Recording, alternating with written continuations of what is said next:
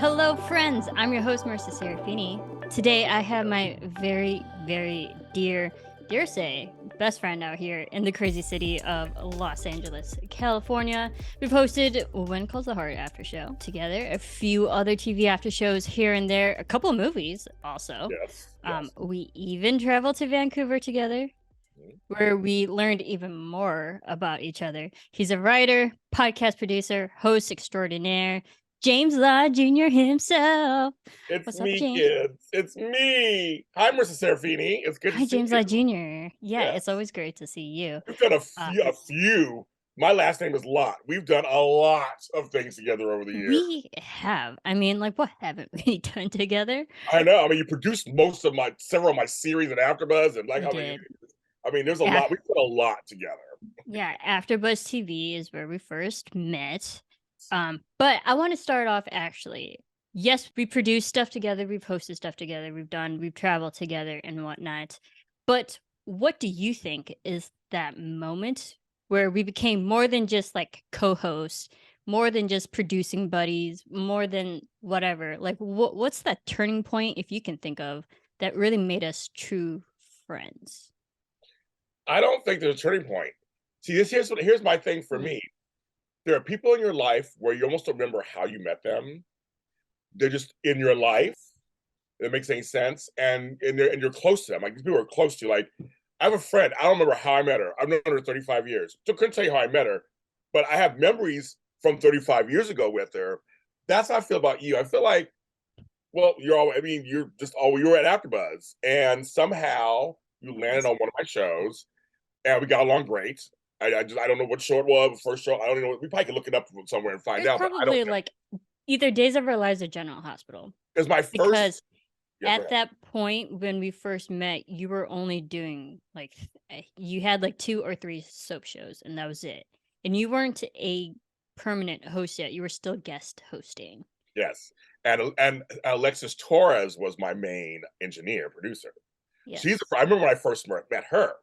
She was the first person I met when I came to guest host. But I met you at some point because you were everywhere there, and I was. I just think it's that we started working together really well and on shows, and then when I started breaking into. I mean that could be a turning point, I guess, but I don't. I feel like before that, I know I wanted you as my producer. My guests liked you, and it's You're kind of funny. It's a always little my bit. I'll say producer. it's on here. Marissa's invited to the cookout, folks, and black folks know what I mean because my show was on Black Hollywood Live, and most of my guests were black, and they all loved her. She got along. She fit right on in I did. because we're different on cam. We're different in many We ways. are. I Yeah. mean, but I'm just like, but I just feel like that could be a turn. I don't know what's today, but I feel like you've always been in my life for the last 8 years. Don't know how I first met you, but it's not like we just always got along. And then I would hang out with you at the couches first at the house because we'd be in Yeah. between shows, and then at the other place we had a table. Now I always come talk to you. But I don't know. I just felt like I don't know because we're 20-year age difference. But we found we had things in common. You like a lot of stuff from my time period. We like the same taste in kind of music. I get along with Filipinos. I don't know. It just seemed like, but somehow we just really always hit it off. But you're somebody I couldn't tell you how I first met you. I just know I met you, Right. but that's a good thing to me. It's a good thing. Makes It any wa sense. it's definitely a good thing. I can't remember exactly what we did the first time I met you. I know I was probably like engineering one of your shows, Yeah, it had to but be. we were, Had to like you said, we were at the house. But that was when I was in a weird point in my life, and I had like kind of taken a step back from AfterBuzz, and I was like half in, half out. But also working over at like So You Think You Can Dance, American Idol, but also living in Burbank at the time, but coming back and forth to the house to produce. So I was like at that point half part time at AfterBuzz. After being full time already, be. I had taken a step back, and so this was 2015. Yeah. Wow, that long ago already. I said I've known you 8 years. I've known you 8 years. It was Yes, like the beginning of the year because I was only in Burbank from January to May of it was. 2015. That's I when I came in first February. I met came in you. February. That's my Yeah, first day. It was February. yeah. But I don't know if you remember this. Uh oh. So, like, I ask you this because I think one of the first moments where like, okay, James Lott Jr. is cool. I'm gonna say your full name so many times. I know, of course, everybody does. Take a Yes. shot, everyone, for how many times they say it. Well, don't, because you need to be sober to listen to our awesome conversation. There, remember Pat Lambert? Yeah. Yeah. So there was a time we were in that conference room. I think you had just finished wrapped up a show, and I was the staff where it was always in this conference room that had this big glass table where we would like do all the post work and all the audio editing. So I was in there a lot. And we were all talking, Pat, you and I. Somehow we got onto the topic of Bring It On. Oh, Do that sounds you remember this? that sounds And familiar. then we got into the cheers, and there was a Yes. moment I was like, I know every single word to the opening cheer of that movie. And you're like, prove it. And I was like, oh, okay. Yes. Totally did it. And like someone recorded it. And I have to dig through my old iPhones. Yes. I was like, You might have it. You might it's have it. somewhere in the Yeah, you have it. ether. And I That makes cheered the sense. whole thing, and you're like in the background, you're like clapping your hands and like cheering me on. I was like, yeah, you don't think it? I used to be a cheerleader. I know it's hard to believe, It is hard to but believe. I think that was like the first moment I was like, no, James is cool. I can hang out with him. That sounds So early on. yes, we like Bring It On. No, Bring It On was one of my movies. So yes, of all time. So yes. Yeah. That's so funny. That sounds completely familiar, actually, that you say Yeah. that. I was like, I wish I could find that video. If I do, I will send it to you. I know you And will. No, I'm like, you find all kind of stuff. how We're always singing and dancing and ridiculous. everything. You always finding stuff. I mean, I know it's. I even have a hard time believing I used to be a cheerleader I because I know know. I'm like so bitchy. Um, but yeah, true story. Those were, I'd like to say, my dark days of grade school and high school. Yes. But Oh I my mean, I used to be perky and peppy, and God. believe it or not, and now life has just tainted me. You know, She's all bitter now. See, the thing is, slightly bitter, slightly jaded. so I could also, for me, I know I came to AfterBuzz TV bright-eyed and bushy, just happy to be there. I was Hmm. like, Mr. Loud, and I got this deep voice, and I'm just big personality. I just came in there, just like, hi, everybody, just happy to, everybody's younger than I am. So I'm like, hi, everybody, everybody's younger than I am. I'll have a good time. I'm happy to be here. So I think in some cases, people tell me that was very infectious because I Yeah. wasn't like everybody else. I just came in, it was like, just, okay, what do I do next? I'm ready to do something, try something next. And I think that kind of helped you maybe a little bit too. It was like, here I'm coming. I was easy to work with. I never started anything. I was just like, what we got? What we got to do? Tell me what's going on. That's what we got to do. Yeah, and I like to think I'm easy to work with. Everyone Sure. always said that, like, out of the whole staff, like, I'd rather work with Marissa. Oh, I always surprise you. I got Always. to toot my own horn because this is my own show, you know. But no, I generally got that compliment a lot. They're like, "Oh, I want Marissa to produce my show. I want Marissa to engineer." There was an email where I won't say who, because I know who she is, and Yes. I just talked to her like a couple days ago. Um, there was an after show I was producing on the regular because all of us like had our general after shows that we regularly produced, Yeah. and the main host at that time, that's when we called the main host, the lead host, CC'd me and all the other engineers, because there was that staff engineer where it goes to Yes. all the Oh yeah. engineers, Oh, and says, I want Marissa to produce it, because she had like two big guests from from the television show she was covering. She's like, I want Marissa to produce it because she's the best. And like all the other engineers are also tagged on this yeah. email. I'm like, well, and then someone else, of course, I think you know who, was Mhm. like, do you know you sent that to everybody? Oh, bitter. And I'm like, Oops. well, that's not my problem. She's the It's one like, who it wasn't said your it. problem. So, It wasn't your problem. Well, the thing about I mean, I want to piggyback on that a little bit. The thing about you is that I knew that because now I'm shady. So I'm trying to be less aren't we shady. all? I know, but I'm known for being shady, so my fans know that. So I'm trying to be a little less shady, but just say that not everyone was the greatest engineer. There are people who would leave shots on too long, or do a wide shot and not do a close up, or I'm talking and the camera's on next, like things like that would It's happen. on There the was some wrong crazy person. stuff that happened too in there. So I knew that with you, no matter how tired you were, or no matter whatever, you would never do that. Like you Yep. still wanted a good product. So I knew that you would showcase my guests, you would showcase me, or my guests, or whatever. It would be fine. and I could watch the video, which I mean, I won an award for my show. I mean, because my show was produced correctly to me. And the cues were on mark, and you would tell me if I need to move this way or that, like, and you were good. I mean, it was always like I just knew I was in good hands. And there were a few others, I will say, there were a few others I liked also there. So I don't want to say it was just Right. Marisa. There were others I liked also there too, but I just know since it's your show, it's about you. Right now, I just knew that I would always get a high quality product because you wanted it, whether it was you on the show or not, you wanted a high quality product. Yeah, and I think, oh, first of all, thank you. Second of all, the frustrating thing for me was that I trained literally every engineer. They all went through me first to even learn how to use our program, how to like which buttons to press when and where, like what cameras you shoot, like this. Everything when it came to engineering, they went through me first. And then once I taught them my method, every engineer and their personalities changes of Yeah, their yeah, timing and whatnot. And then you can just tell the ones who gave a shit and the ones who didn't. Which was also frustrating. I was like, you know how to do this because I taught you how to do right. this and I taught you properly. I taught you my way. So how come your way doesn't look like my way? And then that's where you draw the line of who actually gave a shit and who Yes, didn't. yes, and And some I tend shows, to be the person who always gives a shit. right, and some shows had bells and whistles. We had to send in an outline, we had to send in a show rundown. At times we had Yeah. pictures, we had video, different cues, and so some people got it, and it was all great and it ran smoothly, and some folks just didn't. Just didn't. Just didn't care. They were there Exactly. for a measly paycheck. If it's like, it's Yeah. more, I couldn't even call it a paycheck, but I love it. whatever.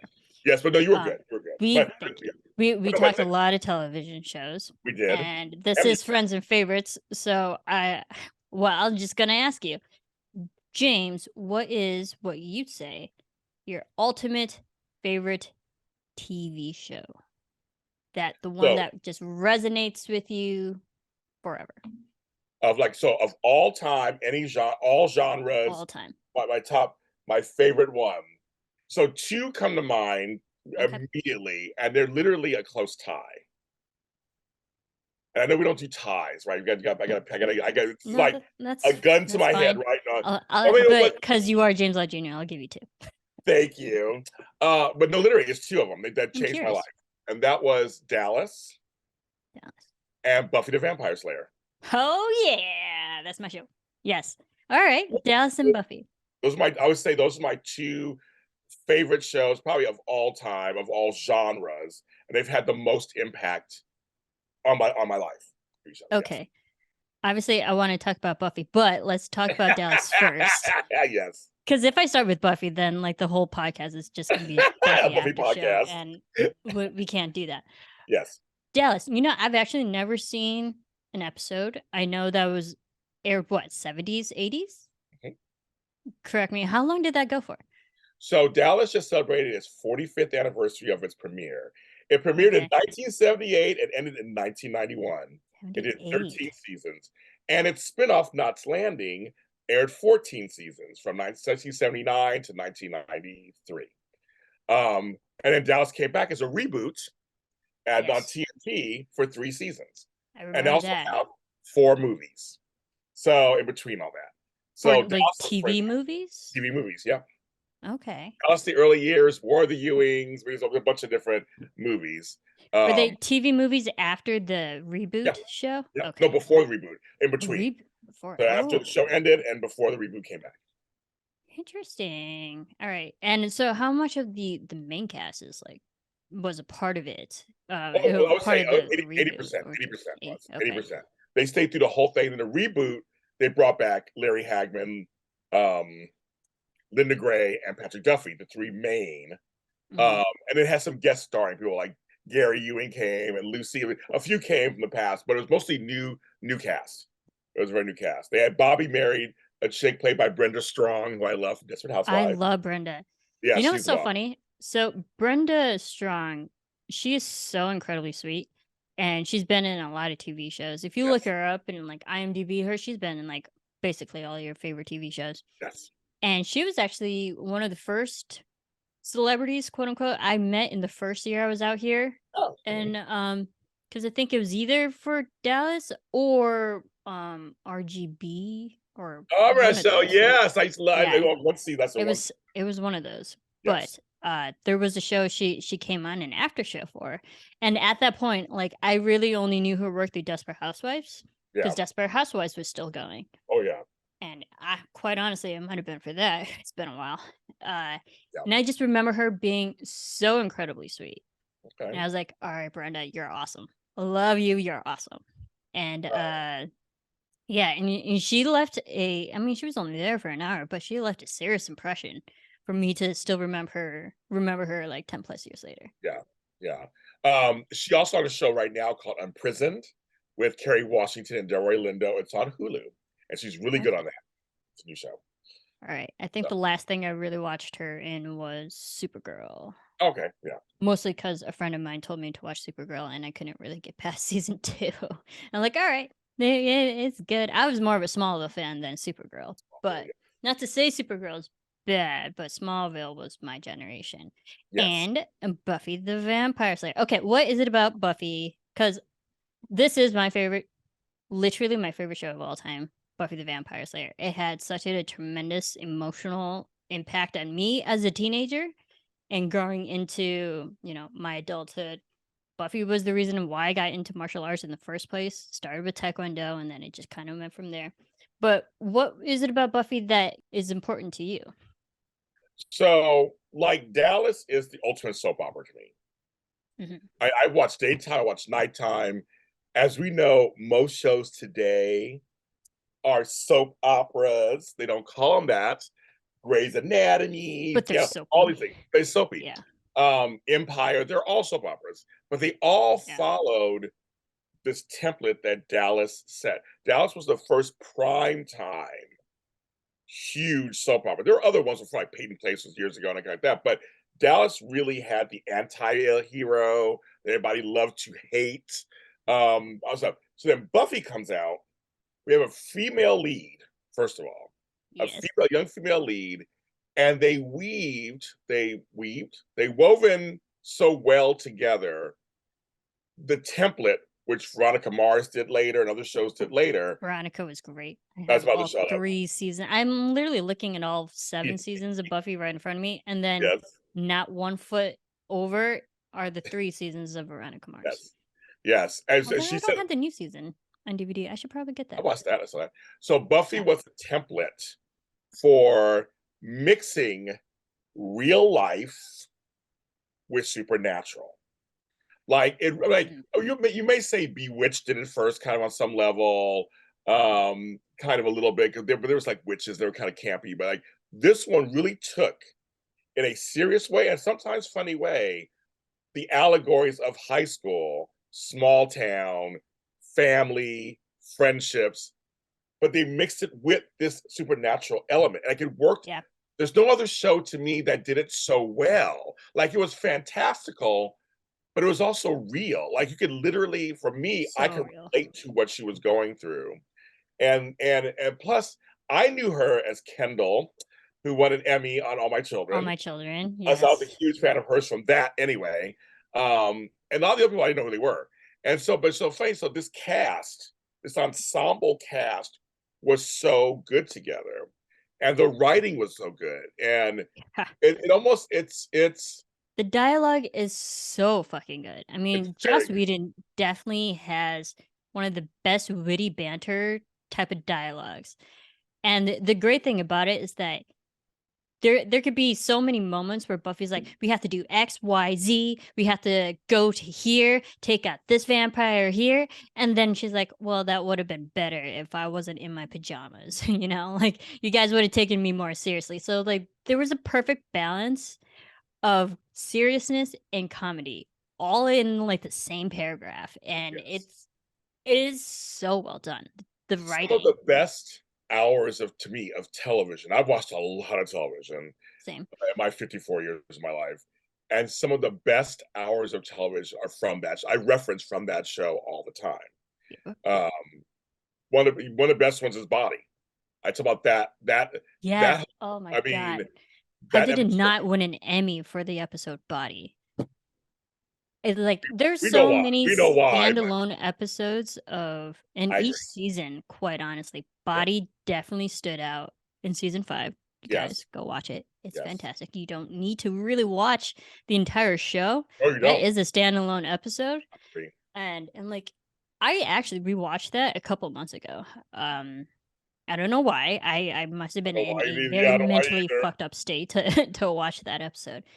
But there's no music at all in that episode. You are literally following Buffy around the house, her It was throwing up, real time. her finding her mother, Yes. and just like real time. But even at the end of it, you're seeing everyone's different reactions to it. You're seeing anger from Xander. You're seeing confusion from Anya. One of the best performances we ever Yeah, saw I from agree. Anya, Yes. because she truly didn't understand what was happening. She didn't Yes. understand mortality, which Yes. like you also felt for her in that way, because that was true naivety on that Oh, character who is her known monologue for, is the best. Her it's monologue's the so best. good. But like the beautiful thing is like her character is known for being the comedic one, and for her to truly actually cry and break down. Yep. And then Villa, oh my god, oh my god. Yeah, I'm like, I'm gonna get choked up just Yes. thinking about it. Willow and Tara together having their first kiss. Oh god, I love this episode. We could just like recap this entire episode right now. But yeah, Body's Yes. so good. That was How did it one not win a fucking Emmy? because it was supernatural. They didn't. They I just know. nowadays they'll do it. Bullshit. Back then, they just wouldn't. The performances on that show, because also a Graduation Day. Yeah. I know what was it? Scream. Not Scream. Hush. Hush. Thank you. Hush. Hush. Yeah. Where there's no dialogue, folks. Eh. No, because they literally take your voices and you can't scream. Right. That's the beauty of those demons. I watch Hush a lot too. Generally, mostly through when it's Halloween time. Yeah. All right, what's your favorite episode of Buffy? If you can think of. It would either be Body or Body. Graduation Day, or Graduation Day. Okay, I'd have to say, Big Gift. That's a good one. That's a good one too. Big Gift, because actually when I first started watching Buffy, it was in the middle of season 5. Okay. That's how. I mean, I was young. I was preteen when that aired back in 2001. Yeah, so I was in the middle of season 5, and I started like literally middle of the season, so it was airing real time, what have you. And then it got to the Body, and then it got to the Gift at the end. I was like, holy shit, the season, she's dead. What? It can't be over. And then we know the whole drama with WB and UPN, and then UPN was like, well, we're gonna pick you up if WB is gonna cancel you. Yeah. So yeah, season 5 is definitely my favorite out of season 5 is good. I mean, I do like season 2. I feel like it really fell into its stride. Like I said, we could do a whole after show on this. We could. I just literally Buffy's my favorite show. So. Yeah, no, it is. I just for me again, I just always reference a lot of times. I tell people, you want to watch some good television, like a good hour. I reference a lot of shows from Buffy. Even the musical episode was the bomb. Yeah. It was feeling. I have the soundtrack. More with feeling. So I have it. But it was fun. But like and I love the way it ended. I love, and even before the ending, I loved Faith. I hit it when Kendra got killed. Oh, sorry, spoiler alert, everybody. Spoiler alert. Spoiler alerts. I met her too. Oh, the actress who plays Kendra. Oh, yeah, you met her. Okay, wow. Yeah, she came to AfterBuzz TV. She was promoting Pretty Little Liars, and girl, oh my god, I tell you, like she looked younger than me, and she's in her 40s. I mean, like black don't crack, really. Don't crack, but you can tell she was teeny, and you can tell like she took very well of herself. Yeah, she took care of herself. But I was like, no way are you like pushing 40 at that time. Yeah. Because she seriously looked younger than but that there's a whole storyline on that. But I like the premise. Oh my god, there's blood on your shirt, and then homegirl dies and Will turns. Oh god. Oh my god, it's like your shirt. Your shirt. Wait a minute. There's just so much. There's just so much. And I watched it in real time. Obviously, I watched it. That episode. I was hysterical. Well, see, but one second before I get there, for 1 second, yes, because I was watching it in real time. The previews were like Buffy gets shot. They were so we were all worried about her. I remember she Mm-hmm. was outside. I'm sorry. Now I'm getting to the weeds of this. She was outside, but then so when that thing, so then we were watching the episode, going, okay, Buffy's gonna get shot. That's probably what's gonna happen. Blah blah. Yeah. Then you're like, wait a minute, and you go, there's blood, your shirt, and Your you're like, shirt. and oh my god, it was like, no, and then Willow's eyes turned dark. Dark. Seeing red. Seeing red. Yeah. But Yeah. also, And then like that had the craziest 4-part episode yes, finale oh yeah, for season 6. Oh yes, my god, I was hysterical all 4 of those episodes. yes. Yeah. I was Also, like, even the early seasons, I liked Oz. I've missed that I liked character. the whole Angel storyline. I mean, I did when she had to send him to hell, had to kill him. Yeah, Angel went That was batshit crazy. it was paid. But even later with her, because I do know, because of course I know Spike, I know James Marston, I know him. Yeah, same. But the whole divide, I totally get it. I was like, who knew that her and Spike would actually have chemistry? Like it did. Were you for Spuffy? At first, no. At first, it wasn't, because it was all about, it was Angel. It was all about Yeah. that was her, And then I was like, no, actually, I get. They did a good job. Once again, they did a good job in kind of explaining where he's coming from, and Right. how and then how she could be attracted to that. It was like it was. I feel like they did a good job. It was one of those toxic relationships, Yes. toxic doomed relationships that you actually enjoyed watching. Yes. Exactly. And the thing is, because I edit a lot of fan videos too. I did more Spuffy videos than I did Angel. I was like, all right, I didn't think I would be for Spuffy, but they're hot. They are like, oh shit. Season 6, they like really amped up the Mhm. explicit She got rating. older. It Obviously, she's yeah, older. I'm like, she was in her 20s now, and she had already done college, or like left Yeah. college, but she was at that age where like she didn't have her guardians. Her mother died. Giles left, so she was on her own, and she was like in her own way really exploring herself. The one thing that I had to grow on me, and if she went away, I wouldn't be upset. Dawn. When they introduced the key, Yeah. she was Dawn. I was not for it at all. And I mean, and I'm still like, I mean, I could do without her. I don't think she really added that, but she just added another person from Buffy to care about, obviously. Right. Uh, but it was just kind of like, I remember when that happened, they were trying to bring a younger audience. I mean, I know what they're trying to do. I get what television does. But she was okay. Like she was okay. She was competent. She was fine. Barely competent. But I Yeah, think the annoying thing with Dawn was that she was just that typical annoying teenage girl that you're like, oh, why do we have to deal with you? We yes, just got out of high school. Now we have yes, another high schooler to deal yes, with. yes. Yeah. And I like the ending. I thought the ending was great. That there's a bunch of Buffys out there, so to speak. I actually love Yeah. that female empowerment. And you mentioned Joss Whedon, because we all know some stuff came out since then. I But the know. I one know. thing that Joss, and I've also read his Wonder Woman script, the thing about Joss Whedon, he writes really well for women, ironically. He does. He really does. I I mean, know. He's great. Did you ever watch Dollhouse afterwards? yes. Oh, yeah. No, yeah. Yeah. Yeah. Yeah. No, he's Dollhouse is good. No, great. I he's mean, good. Eliza Dushku. I mean, come Yes, on. we love her too. That's our Yeah. girl. My mother, I love that show. We love Dollhouse. Dollhouse was so But good. he writes good parts for women, I know. ironically. So yes. I So know. I mean, two And which things to be is true. something we definitely needed, because I mean, yeah, female protagonists, like strong female protagonists, were like uh, you know, really rare in the 80s and 90s. We saw it every once in a while in movies. I mean, hello Alien and Ripley and stuff, but to have a lead female television show in the 90s, like I think it was like Buffy and Xena were like the only shows that I can think of in the 90s that were like really empowering, really inspiring, and motivating in that way. Buffy, was more friendly to me, because Xena got a little a little over the top at some points. But I should do a rewatch of Xena. Oh my god. I've never watched those episodes of Xena in my life. Um, I didn't get into my friends. So for me, 'cause I'm a little older than you. For Yeah. me, in the '70s, I was a huge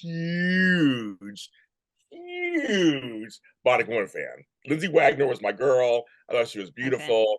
and Charlie's Angels. So for us, Yeah, we had Charlie's. female shows. We had Wonder Woman also.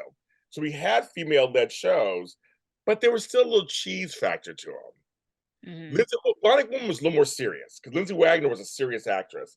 Where Charlie's Angels, they had the hair and the boobs. We were Yeah, watching them. Linda Carter had the boobs and the hips. You know, we were watching all superficial. that. It was a little more. I'm taking nothing away from it because I loved them and they were great. But you're right. Once the '70s ended, the '80s we didn't see. I mean, we didn't see it. It's like it was all. I mean, besides like Kate and Allie or Cagney and Lacey or those kind of Cagney and shows, Lacey, Cagney yeah. and Lacey, those kind of shows. You're right. There was not much in the '90s. It was family friendly stuff. It seemed like it was all family Yeah. stuff. The only girl things I can think of was Living Single, maybe.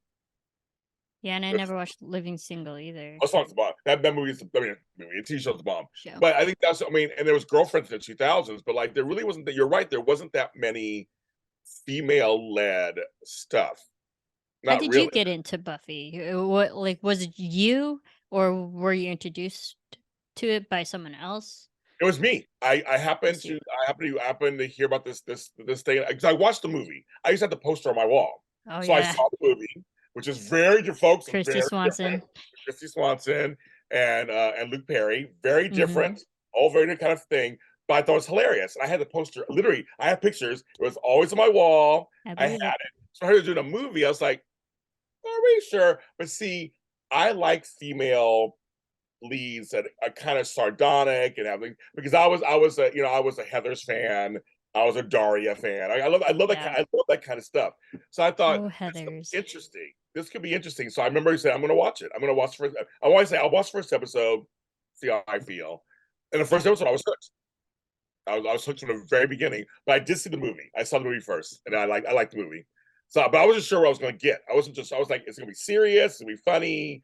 But Right. it was cool. And that's the thing. You have the advantage over me because you are older. My older sister Lisa was the one who introduced me to Buffy because she was into Xena and Buffy and all that, and I got into Buffy just like kind of osmosis because I was just like in the room and we were together and we were watching it. And I was like, this is a great show, and so yeah, I started watching when I was like 11, Okay.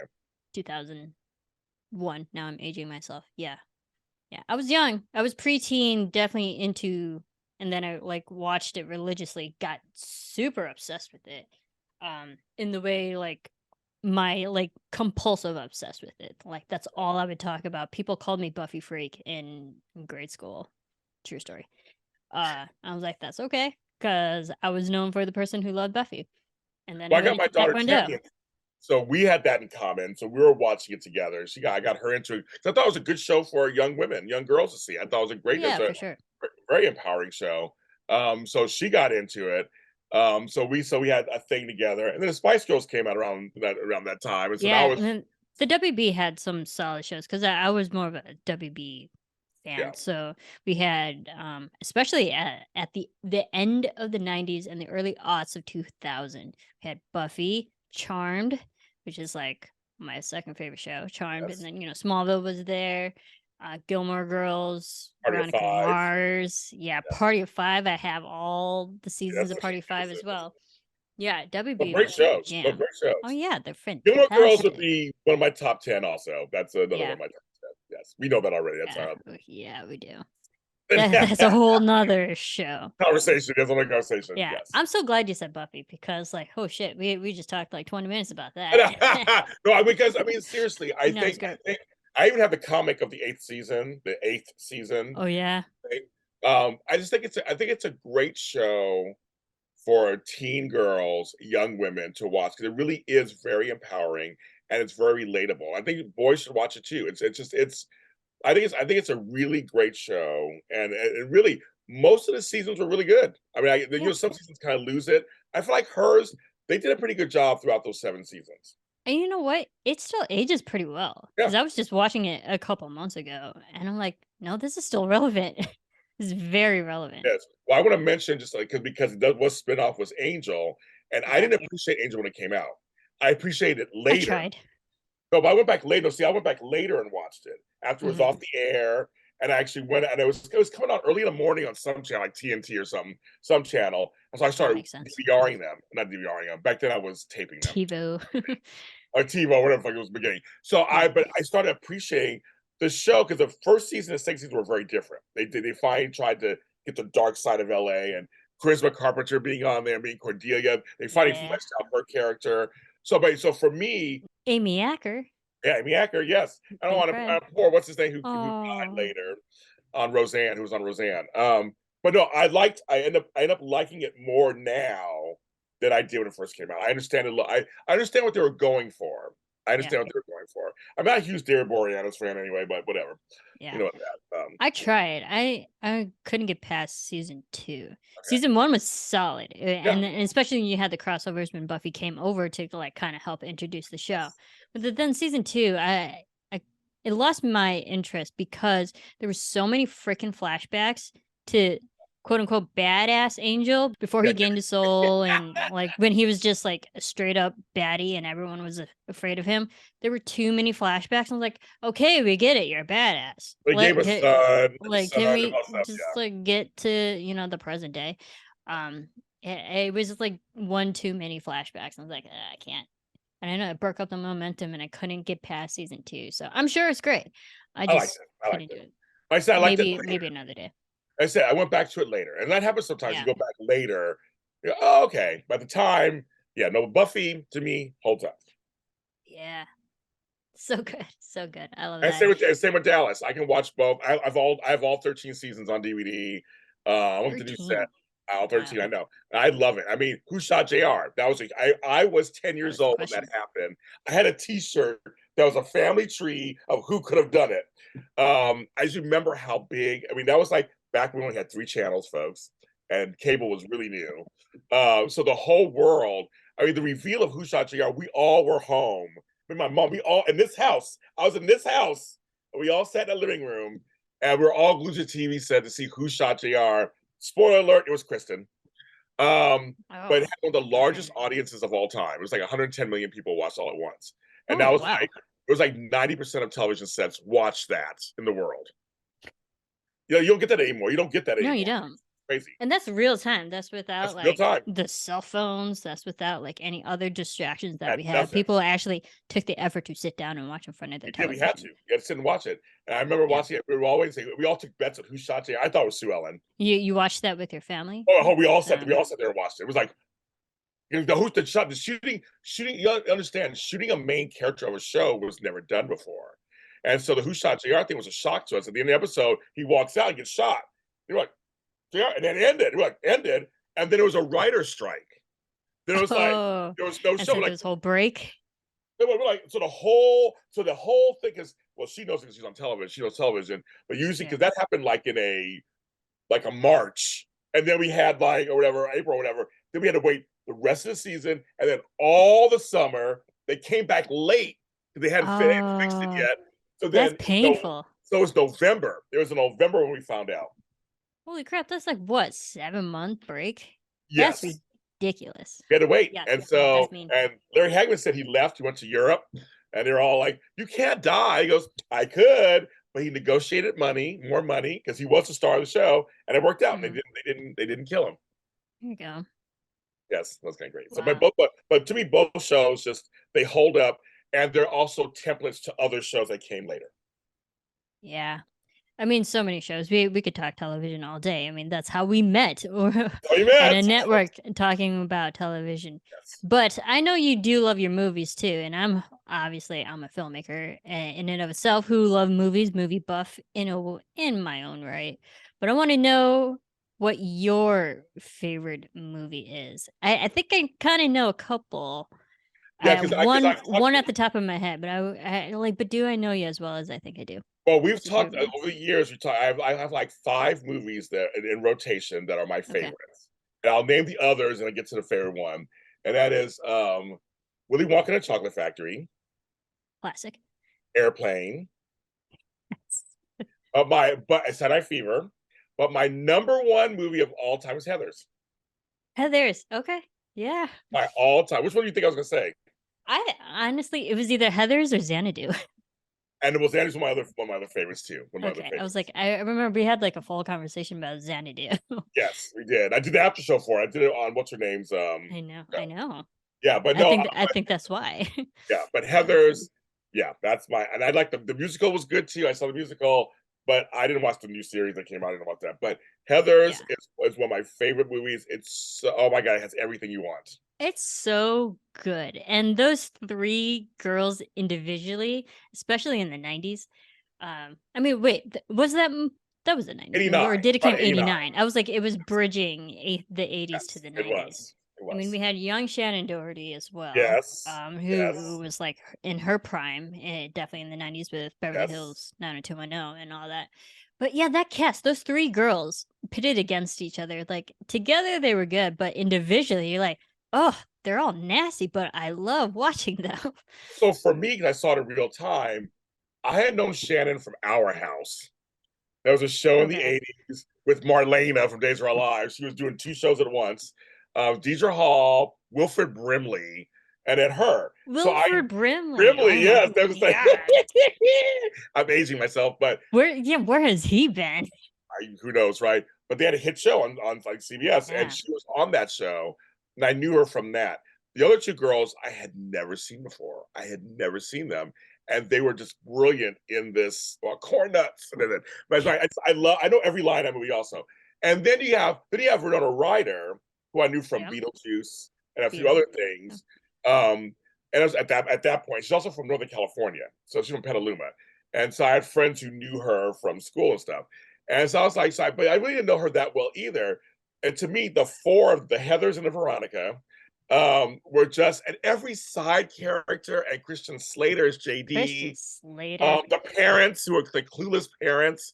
It was like, and the thing about this movie that really gets me is that, again, great commentary on suicide actually, and Yeah. high school, and cliques, and my For sure. favorite line of one of my favorite lines of all time of any movie comes from this movie. When Right. I will tell you guys, spoiler alert. So when Veronica and JD kill the first Heather, she goes corn nuts and falls her face into the glass table. She Mhm. goes, I think I just killed my best friend. He goes, and your worst enemy. I love that line so much because it actually sums up like how high school is and how people Yeah. like it's just, and my other favorite line is, I love my dead gay son. That's another one too that just Oh lines. my I god, mean, they made them I l- gay when they died. yeah. I guess it's the I one. love my dad, And son. and also Homegirl said, who produced the movie, they made sure there were no like cultural references, so to speak, like that would age the movie. So when they say you're so very and things like that, and what's Mhm. your damage, Heather, those were all made up for the movie. And literally there's no time period with them. It's timeless. And I'm sad that I know the original ending they wanted to do was a little too dark.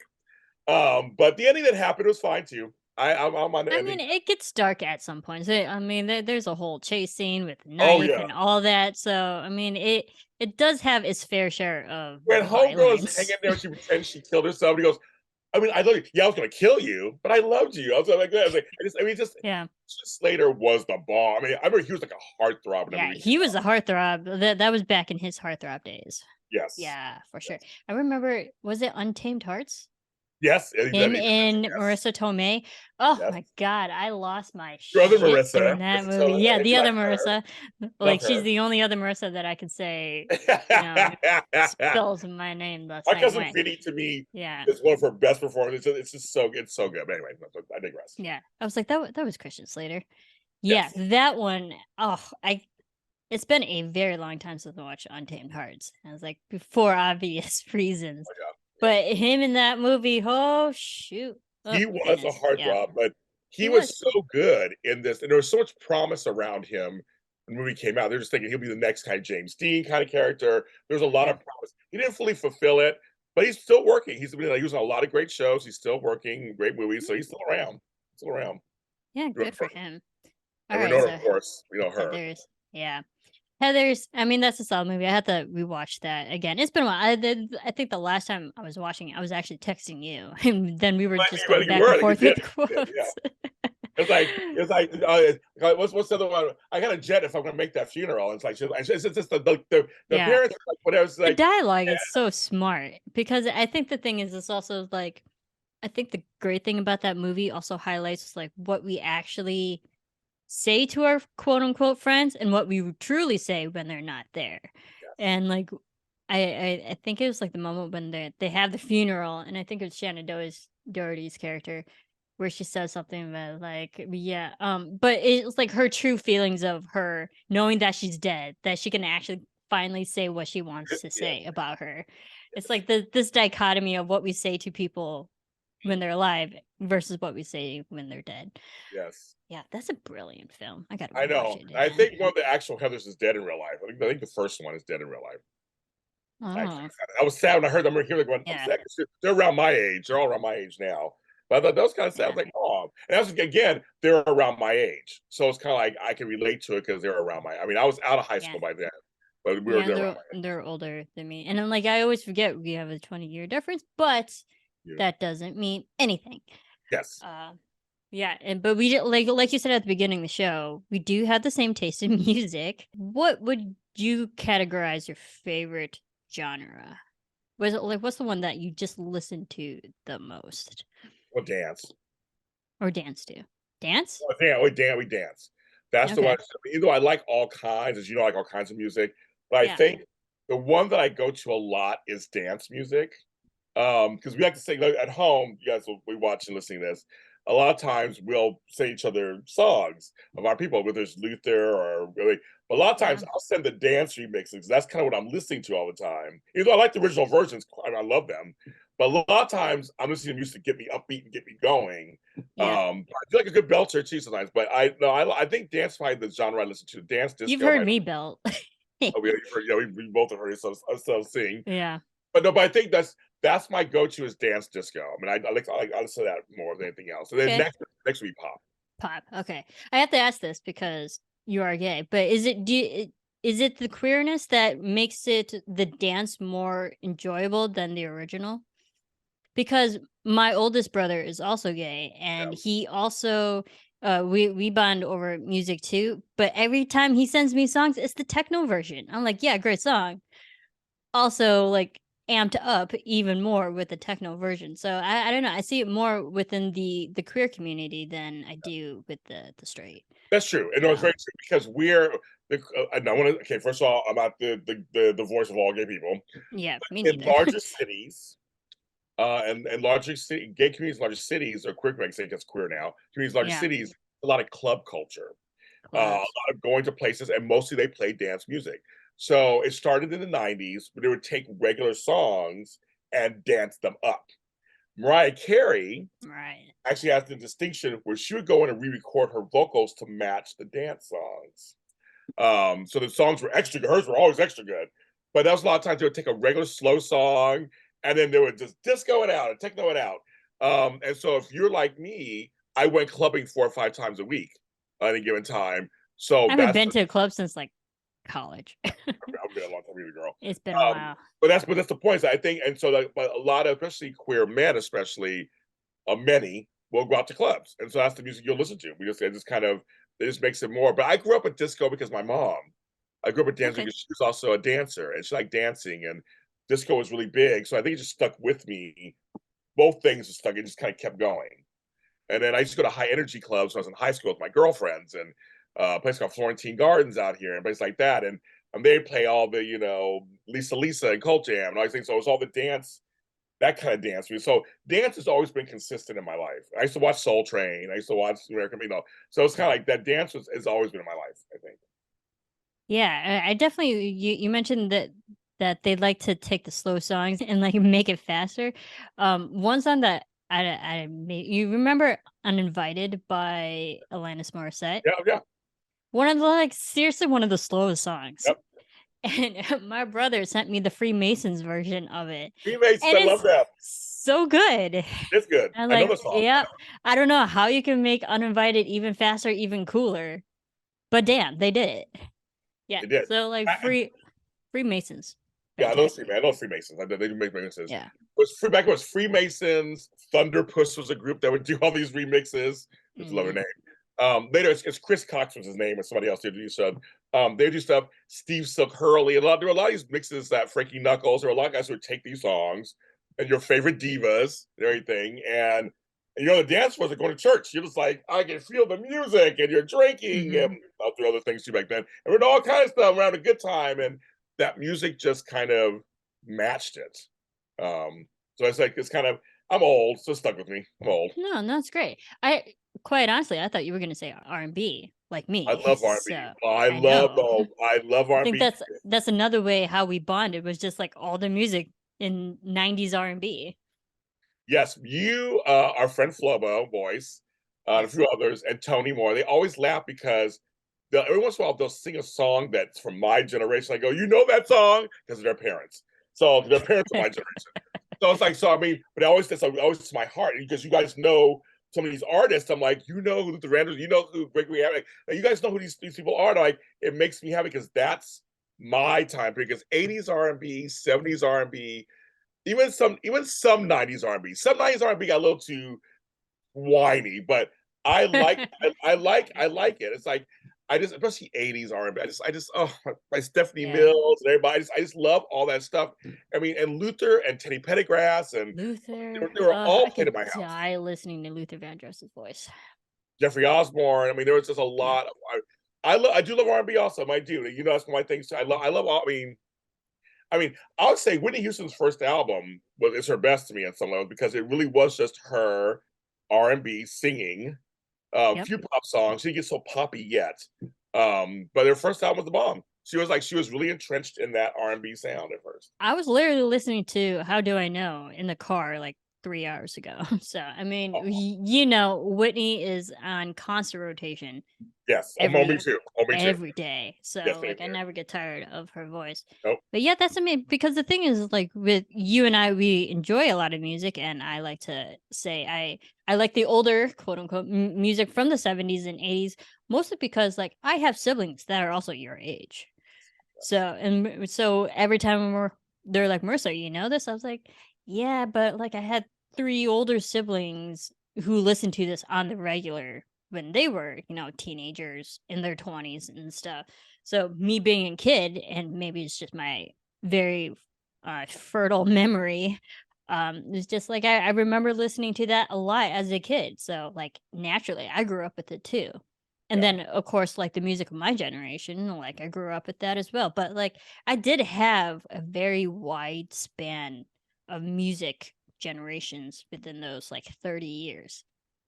I think a lot of us do. It's funny because I had older siblings also, and I had parents who played music. So I Mhm. say a lot of my brother and my brother Jay and I always say this to my mother. She was the most diverse in my family in terms of music. She would listen to Crosby, Stills, Nash and Young, but also Oh, Nas and Young.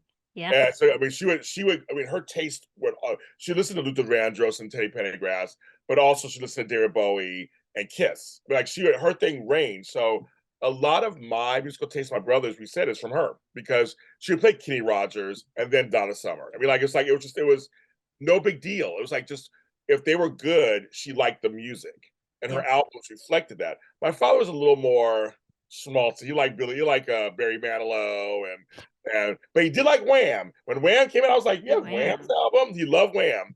Alright. George Michael's voice. But he liked the Linda Ronstadt. He liked, like he liked the kind I of love Linda.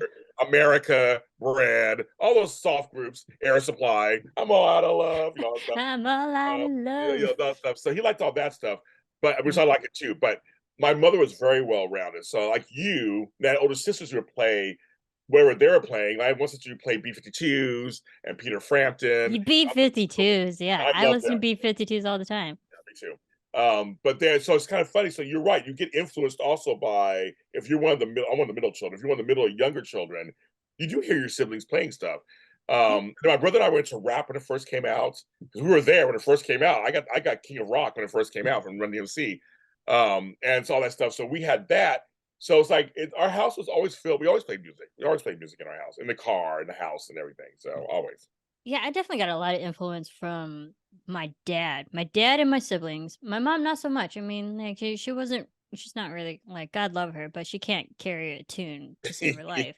Yeah. So I mean, I grew up with like Christopher Cross, Luther Vandross, Eric Clapton. Oh yeah. So like the 70s, 80s, definitely Kenny Loggins. Oh my Oh God. yes. I can listen to him forever as well. This You know is it. this. Yeah. Yeah, like you like I love Kenny Michael by the way. McDonald, all of them. Oh yeah, Yeah. Doobie Brothers. Holy Three shit! How brothers. many times did we listen to the Doobie Brothers? Yeah, I do love Michael McDonald as well. So Is like, another one. I got like a lot of the male influence from my father, and then like the R&B and stuff from my sisters. Okay. But like my oldest sister Gina, she was big into the R&B, which like covered Mariah and Whitney and stuff, and then like Lisa, she loved, Pink Floyd. So she liked the rock. So Yes. the rock kind of music in that aspect. So like I got a lot of different variations. And then me being so weird in my small town, like I loved country. I naturally loved country. Out Okay. of all the everyone, I was the country one. So Okay. I was the Funny. country fan. Yeah. I like country. Yeah, so I like like country. yeah. I have like I have like a wide variety. I was like, if you have a good singing voice, good beat, or like just a good tone and music, I'm gonna listen to you. I don't care who you are or what genre it is. If it resonates with me, I'm gonna listen to it. Like my latest country guy that I like is Chris Stapleton. I love his stuff. It comes out. I Yeah, love his voice is it. great. It's really good. But I mean, I grew up with Reba McEntire and, Hmm. and Randy Travis and George Strait. So I mean, I had cousins in the South. So I mean, I like some country. Like again, like you. If it sounds good and has a good beat, I'll listen to it. Now, of course, I was a huge Shania Twain fan and Garth Brooks fan. Yes. Oh Huge. my God. If you can imagine like little 5-year-old Marissa singing Any Man of Mine over Oh, and over again in 1995. is there a Yeah. video? I want to see it. Oh my God, I wish. But there was so we used to go to the library like I always do. But my Yeah. mom would always take my brother Tony and I to the library, and that's when they had, the albums and Oh yeah. CDs. We Yeah. did have CDs, and you can rent them. And Yeah. Shania Twain's CD we would rent so many times, and we would listen to that song, like that whole album on repeat. And I was like 5 years old. I was like kindergarten, first grade, I was listening to 25. So yes, Shania I Twain. understand. I was like 24, 25. So yes.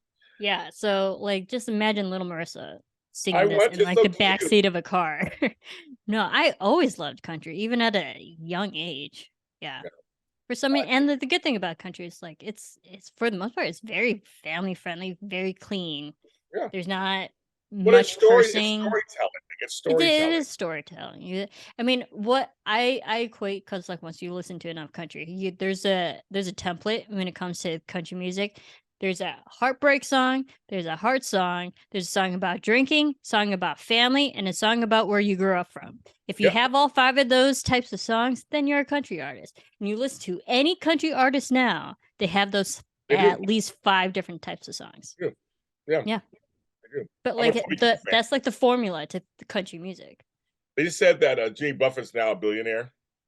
So he just Hmm. he entered the billionaire club or something because his restaurants, his music, all for one big song. Margaritaville. So you never know. Yeah, You should just never it's a know. great song.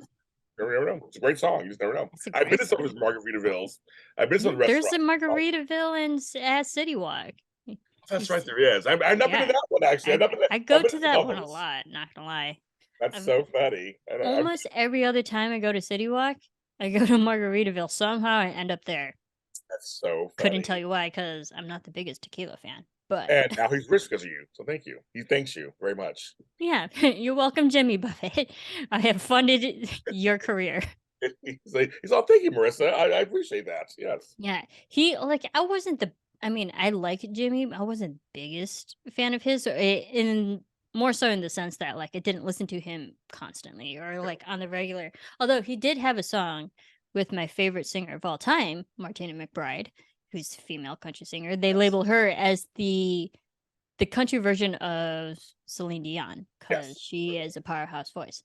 But she had a song with Jimmy Buffett when I was a teenager, called "Trip Around the Sun," where it's about like turning 1 year older, your birthday, and just like Yeah. loving life, loving and appreciating life, even as you're aging. So Yes. great song. Go listen to it. "Trip Around the Sun," Jimmy Buffett, Martina McBride. Yeah, Okay. I remember she came. It was her. It was Mary Chapin Carpenter. It Oh my was god, I loved there's a Mary lot Chapin that came out at the Carpenter. I same was time. listening to her too in the car. Yeah, her Trust album. me, I know all them. I know all them people. No, there. So my mom and I, we would listen to Mary Chapin Carpenter's 90s, whatever album that she dropped in the 90s. I mean, she dropped a few, Yeah. but there was one that we listened to on Well, she's the one repeat, that had like the big hit, This Down Kid. in Mary's Land. Yes, Mm-hmm. yes. White t-shirt. Yeah. Oh my god, I loved Mary Chapin Carpenter. Then I love bluegrass. I like Alison Krauss. I Yeah. like Trampled by Turtles. I like there's a bunch of groups I like. The Carolina Chocolate Drops. They all do this kind of bluegrass stuff. Really good stuff. Robert Plant did did an album with Alison Krauss. It's the bomb. It was a bluegrass album. It's the bomb. So I mean, it's just I like her. If it sounds like you, if it sounds good, I'll give it a shot. If it sounds good to Yeah. me. I couldn't really get into bluegrass other than Alison Krauss and Union Station. Yeah, And then she kind of went on her own, and but yeah, like she was more successful with Union Station yes, yeah, than she was by herself. All right. Oh my God. Again, I could talk country all day. A lot of yes, people wouldn't know it, right. but I always joke that country is actually one of the better things and one of the only good things that comes from the Midwest. See, there So you go. See, you learn more something about Marissa and I. Central We actually like America. country. I like I country too. do. I really do. I mean, I hosted Nashville and a real country after show. I hosted a lot of the country shows. Like I did the CMT and the CMA award after shows, all that. People don't know that, but I did. Yes. Yeah. Okay. We're gonna take a pivot. I know you are big in organization. You are a professional organizer, and Yep. Love to Clean. Where did that come from? My brother asked me this question last night, actually. Really? Okay. That's so weird. She asked me that last. I knew you were going to ask me this. She asked me that question. Oregon, I've always been because I was in a big family and had a small space, so I Hmm. always had to make that space work for me. I think it's where it started. Then I left on my own. I had small space because I was poor on my own. I had to make it work for me. And I said this. I have a book out called Second Wife, First Stepmother. It's out now. I wrote it. It's out now. And it There you actually go. Go get talks it. about my beginnings of organizing. I got it from my first stepmother. She was Okay. very organized. She had a day planner, folks, back in the day with post-it notes. She had a calendar on the wall that we wrote on our schedule, what we had to do. And so she helped raise me. That's I think I got it from her. That she was because she was always because we all had different schedules. We're all so busy. We're all had things to do. It's like you need a place to figure it out and have it all organized. Who's picking up who and who's doing this over here? And I loved it. I just loved it. And then I've always been organized. I've always had jobs that were organized. And then 15 years ago, when I started my own business, I became an organizer. Okay. And you actually go to people's houses and or places of living and you organize their space and Yes. Yes. yeah. It's well, we're back to that again. Thank God COVID stopped that for a while. But Yeah. yes, I'm back in there in their homes, either working with them or for them. They tell you what they need. And we try to make it happen. If it's a kitchen, a bathroom, a garage, Right. one of the jobs doing next week, and I'm allowed to say this because not anything private, but the place I'm going to, they're trying to consolidate two homes into one. Uh, Which is a lot of work. They each had a lot of stuff. yeah. So that's what we're working on. We're working on how to like, what do we keep? What do we not keep? How can you make this fit? How many closets do you have? Do we need to buy? So it's a whole thing. And so, but yes, I'm in the house with them. And this particular client, we actually work together. He's always like, he wants me to teach him too how to do it. So that after I leave, they can keep maintaining because a lot of it's maintenance after that, after we get it set up. So yeah, I do that. I go in their homes. Okay. Yeah, that's always fascinating. I like to think I'm like fairly organized for the most part. When it comes to work, definitely organized. When it comes to my personal life, debatable. I have my times. I mean, I don't even want to show you my kitchen. It seriously looks like an F5 tornado went through it, and then like the emergency relief people haven't come to pick it up yet. Yeah, yeah, Kind of a yes. disaster. So I have my ins and outs when it comes to cleanliness and organization, but like I get those moments where like I just go on a tear and then I organize, clean for like 2 hours. And then for the next 2 weeks, I just let it get dirty again. And like it doesn't bother me, but then it gets to the point where it does, and then I have to do something about it. It's a very vicious cycle. You know it It could is. You know it just be is. the And but I ADD-ness think of it. if But you have the basics set up, even if you get messy, if you still have places where you know you can put it, if it's just a difference of putting it away or picking up after yourself, that's different. That's Mm. different. But you have No, space like for I'm everything. looking at it. It's like I made brownies on like a few days ago and the pans are still out. So it's like that kind of messy. Like I don't want to put this away now. Like dirty pans. Like I don't know. It's really bad.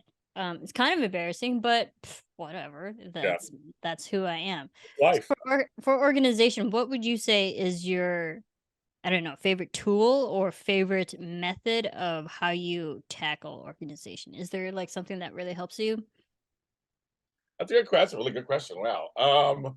Is there a favorite tool? It depends on. Okay, I'm trying to think. I love labels. I love labeling. I think that does help a lot. And see, that can cross all kind of stuff. That can cross clothes, products, business, personal, home. I love labels. And I Yeah, love like a P-touch plastic. labeler. Yes. I have all kind of labelers. But you don't have to have one of those either. You don't have to have, I have a P touch. You don't have to Yep, have one of those either. You can have just regular like labels. If you just a want to get nice the skill label. and things, like you can have those too. You have neat handwriting. But that's I always carry labels on me. Just okay, and trust me, they've come in handy. People are just kind of weird. Um, Labels, and also for packing, I hate boxes. My favorite thing is clear plastic bins. And I love the ones that are colored because you can actually so you can make them represent something. So, and for me, you can see what you have, because when you have a Mhm. bin that you can't see inside, to me that's dangerous. When you can see what you have in there, it's like a little better. So those are my things, like kind of my favorites. Oh, clear plastic bins. That's actually pretty good because actually a few days ago I just bought a big container. It's a black one. I think you know which one I'm talking about. It's a big black one, but it also has the yellow lid On on top, I know top. those. I know But those. it's solid. It's You solid. get It it from does the Home Depot. job. I did. Yeah, I know. I know. No, I know. actually I know. I know. it was a Office Depot. Mm-hmm. I got it from Office Depot. Thank you Oh, very did you? much. I was debating getting two because they had a deal for like two for 25. I was like, no, I only need one. And they're But stackable. They're easily stackable they're too. They're very easily stackable, and stackable. they're sturdy. They're sturdy. Yeah. But like I was so proud of myself. I was like, oh, I actually needed this. Yeah, but I never really thought about the clear. That's actually a good tool because it's helpful to know what you actually have. Well, it's funny. So far, I have clients who have garages. You don't have a garage right now, but clients who have garages, and Unfortunately, they no. and they have different holiday things. So for my clients, I have all the red, or no, all the green is Christmas, all the red is Valentine's Day, pink is Easter. So we have them, and orange is fall, and we have different things. Oh, So, but also you can color see coordinated. what's inside. You can go, do I need to buy anything more? You go, well, look, that thing's half full. Okay, let me look and see what's in there. Like it's also a helpful thing for you before you go out and spend more money on seasonal items. You can go, that thing is full. Let me see what's in here. And also you can help you purge. It might be too full. You're like, what is in here?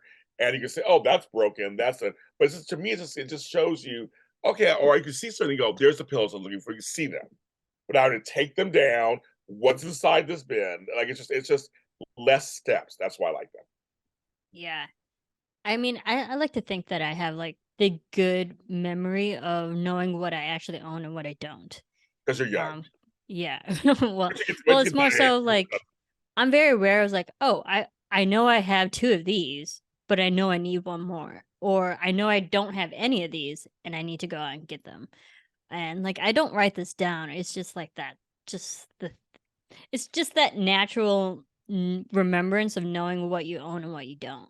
you're very lucky. The rest of us don't do that anymore. We Yeah, can't. I'm like I'm waiting for the day that disappears. But Yes, no, yes, I think that actually helps me from overspending yeah. because like I know what I own and I know what I don't. And if I couldn't remember if I had two of these of one item, then I go out and like buy five more and be like, oh no, I already had some. I And tell then I you all just the spend all this time. money. You'd be great on my organizing show. You just gave an example. I tell people that if you are not organized, you will lose money. And I use the example of scissors. You've seen the scissors every day when you do not need them. Yep. But then suddenly you need scissors.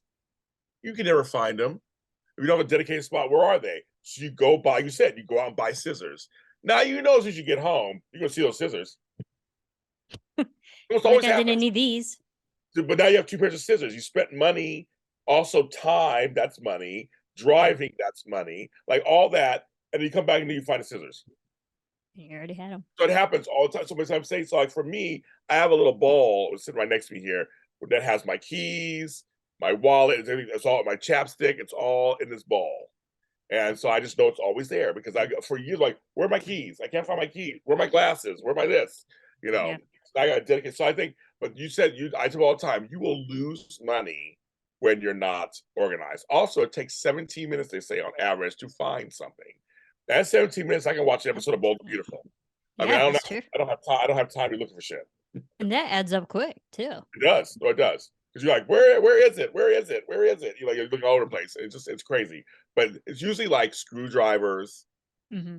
scissors, pens, things like that that they always need, but you see them every day when you don't need them, and then you need them and you can't find them. Wow. Batteries, Yeah. paper clips, And so the little things too that add up. this, rubber Yeah. bands, all kinds of stuff like that. Okay, all I kinds of have stuff. all that. I have a whole office drawer Good, that has everything: highlighters, markers, pens, good, glue, like everything that you could find in an office is all right there. very good. So So, when I do need an envelope, when I pay my monthly rent and stuff, and I'm writing a check and I know where the envelopes are, because it's in one dedicated location. So she is a yeah, I follow tend to her. be yeah, it's like I tend to be organized, but when it comes to cleanliness every once in a while, things can get disorganized, and I'm okay with that too That's because fine. I'm busy and I live a busy life. Um, Yes. but I know you're also big on collections too. I've seen a few of your collections. So, what would you say is your favorite collection that you have? Right now, oh god, because you know I love my piggy banks. I guess my biggest collection right now is my mugs. Max, yeah, My mugs, and I have gone through my mugs and gotten rid of a bunch of mugs that I don't want. I mean, I go through them, good make for sure. you. I'm looking at them right now. I have a great collection of mugs that I always take pictures with them. People, fans love them. I take pictures of my mugs I know you do. for different occasions. And I love them. And my kids give me mugs. I'm a grandfather and a father, so I get mugs from them, and I don't have one sitting here right now. I was like, And ask they're all grandpa. different types of like different sizes, different Yes, colors, different yes, sayings, yes. different purposes. Yes, they do. And I have mugs for my shows. I Yeah. do soap shows. I have a mug for every soap show. I mean, they're towards that. I have mugs for my other shows. So one for Extra Connections, one for SOS. Yeah, so some of the mugs are actually functional, but they all get used. I rotate them. They all get used, and they're all for a reason. And so I'm very proud. This is within the last 2 years that I've upped my mug game. And so it surpassed my piggy banks. Piggy banks are my big collection, but these have surpassed my piggy banks. Oh yeah. See, I wasn't really thinking about your piggy banks. I was thinking about your Grogu's. Well, there's like three You have over so many there. Grogu's. There's three sitting over there. I got one right next to me Yeah, here. exactly. Yeah, I got a bunch of Grogu's running around. I got Grogu pillows. Yeah, I have three over here, three over there. Yeah, there's a bunch of those. Yeah, and then I have a whole Wow. Star Wars shelf of stuff No, that I need to put I've together seen too. it. Yeah, so that's that. That's there. And of But course, how my many of collection. those were gifted slash purchased? I would say now at this point, 50-50. Okay. I have a lot of people just giving them to me. My granddaughter came down a couple weeks ago to see my mom. Well, see me too, of course, but they came to see my mom. And they brought me my Christmas presents since we had no Christmas. And there was like half the presents were Grogu related. So it was kind of funny. It was like, well, there you go. So I would say right now 50-50. I see stuff too, and I was like, I'm grabbing, I'm taking it. So it's a lot of fun. They're so cute. Yeah, They're a they're lot of fun. cute. They're Yeah, cute. I love them. I don't All really. different sizes and shapes and everything. So that's why I like it. Yeah, I was like, I don't. I say my biggest collection would be either my movies, television shows, or books. And I cannot tell you, I've probably spent the same amount of money on all of it. I have well over 15,000 plus dollars worth of either I believe movies, it. television shows, or books. Put I it all believe it. together. I don't know how I had that much money at one point in my life, but It I was do. cumulative. It just was all the cry. I know it's a little bit at a time, and Yes. it adds up. But I always had this thing, especially like my teenagers and definitely in my 20s when I was working at AfterBuzz. Every time I was like having a bad day or feeling sad, I would go out and buy a movie. And it's Okay. like you can get them for like $5, Oh, yeah, you anywhere can. from $5 to $10, but then that adds up. And then I have a million movies, and I'm like, shit, I've really been sad because I bought so many movies. Yeah. So no, I like that. That was kind of like a therapy thing for me, and definitely when I was in my 20s, I was like, oh man, because movies always made me happy. So I was like, well, I'm feeling shit today, so I'm gonna buy another movie. So And I always, no, well, I always advocate that. I go, if you're feeling on a bad day, whether it's a TV show or a movie or music, do it. do I it. feel like Yeah. that's just anything you do to kind of help you get through it. It's comforting. It's like a hug. It's like there's just, you watch a movie, like you just like, I love this movie. I get to watch it. It takes me out of my stuff for a couple hours. I get it. Yeah, but you also do that with your plants. You're I you're play. big That's in yes. gardening too. All right, if y'all haven't seen pictures or videos of James and his plants, how many do you have? I mean, Over a I don't hundred. even think you have regular grass because like all the greenery in your yard are all plants. Yes, yes. And, It's actually like every time I go over to your house, you just like give me a personal tour of yes, every single plant. I'd be like, "Hello, plant. Hello, plant. I'm yes, Marissa. Nice to meet you. Nice to meet you. yes, Nice to meet you." Every yes. single plant. And you have so I, many, which is great. I mean, like that's a very very healthy activity, oh yeah, hobby, lifestyle. yes. Yeah, you're big into plants. So how long have you been doing that? Have you always done that or was that So I've always because I lived in cities like Pittsburgh, LA, I mean San Francisco, I was in Mhm. apartments. So my inside house, and I have a lot inside too. I always had a lot of house plants, always. I That was need just me. one. I don't I have come from any. my father's side of family, they were farmers. So in the South. So my grandmother lived 10 blocks away from me. She actually had a garden in her backyard. So I used to go over there all the time and she grew things, fruits, vegetables, and plants. And so I used to go out there with her and tend to them. And so I saw how, for her, it was calming. It was like serene, it was calming. You saw results, you were tending to something. Mm. And that stuck with me because I had a stressful life. So wherever I lived, I was always growing something, usually inside. Well, I came to LA to take over this house 15 years ago, and we had these two, as you know, two huge yards. There was nothing in them. A couple of trees, that was it. And I had a vision. I had a dream that one day, um, and I had a vision. I said, I want this whole front yard filled with plants and trees and flowers that are different heights. Same with the side yard, same with the backyard. And over the last 15 years, I've made that happen. I'm not done. I'm mostly done, but I'm not done yet. Um, but I was like, I want something where people can, because I have a huge lot of land, as you know, and it's an open fence. You can see inside, and it's Mhm. kind of on the corner. I'm next to an alley, so it's kind of on the corner. So I thought, at least we won't be an eyesore of this huge, ugly yard, nothing in it. And people love my garden. People drop off plants like babies in baskets. And like, I'll go, who brought me this plant? Okay, it's for me. Take care of On my it. doorstep. Take care of it. Our friend Phil Svitek has a plant at my house he gave me. My sister has plants at my house that she gave me. Like it's there. So I give them updates. It's how your plant's doing. It's how I'm your giving plant. you a pot. Get your pot, and it's out there. It's being used. Yeah. It's in my. It's It's a in this. very sassy pot. Yes, it's in this room right here. I think I've shown pictures of that too. Yeah. But no, I have an extremely green thumb. I used to work in farm and ag. That's what I used to do for a living. I love the earth. And today I was out because in LA it's beautiful today. It's a beautiful day in Los Angeles. It is I nice. got home from my mom I tended to her, came home, and I had to water my plants because some of them were drooping because it's not going to rain for a while. So I was like, then we got it. And I just felt so calm after just like handling all those stuff, just watering my plants, just like talking to him. Hi, baby. How you doing, girl? You're doing Yeah. great, girl. I'm so glad you're here. Like I talked to him. I was out there for an hour and it felt great. They calmed me down. And during the pandemic, my garden was everything to me. So because I didn't go anywhere. So it's like it literally saved my sanity was the garden. Yeah, it gave you a reason to get out of the house, even if it was like Yes. 10 feet out of your Yeah. house, but Yeah. it got you Yes. outside. which My is so loquats are coming in right now, girl. So I it's my know. loquats. A Jeez. lot of folks don't know what loquats are until I told them what they were. I'm like, I know what loquats I are. haven't had. I think maybe I've had one loquat because of you. I'm Yeah, more. because of me. Yeah, I like the kumquats. Kumquats are great. those are good too. I don't grow those. Those are good too. Those are little. Those are Those are great little in tea. cards. Have you ever had it in Oh tea? yeah, oh yeah. Oh, No, yeah. so good. But my loquat jam is good too. I'm doing a loquat jam. But they're coming in right now. So I have they call it fruiting. So I'm gonna be picking my harvest soon. But no, I love it. I think everyone should try to grow something. I think kids should learn how to do this because it helps you Yeah. learn how to tend to something. And like plants are living, breathing things. I mean, and people will tell me, you're a plant hoarder. I'm like, you can't hoard plants. They're nature. You can't hoard a plant. I mean, they're nature. It's outside. I Yeah, have room it's for it. natural. It's It's the most natural. natural thing, literally, on this planet. Come on, hello. So I Yeah. said, but you asked me how many I have. My sister's father-in-law was counting one time. This was a while back.